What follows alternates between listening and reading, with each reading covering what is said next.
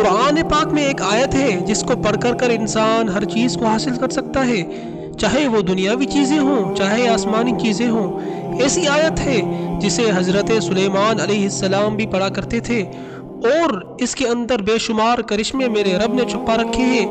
جو کوئی بندہ اس کو کسی بھی مقصد کے لیے پڑھتا ہے، اللہ تبارک و تعالی اس کی دعاؤں کو، اس کی تمناؤں کو پورا کر دیتا ہے، اور چاہے وہ بندہ کسی بھی چیز کو اللہ تعالی سے مانگ لے اس کو وہ چیز مل جاتی ہے۔ وہ آیت ہے بسم اللہ الرحمن الرحیم، انہو من سلیمان و انہو بسم اللہ الرحمن الرحیم۔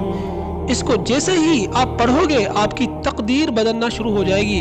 دوسری بات، اگر اس کو لکھ کر کے اپنے پاس رکھو گے تو جہاں پر جاؤ گے کامیابی پاؤ گے، ترقی پاؤ گے، عزت پاؤ گے، اور دشمن آپ کا کچھ بھی نہیں بگاڑ پائیں گے۔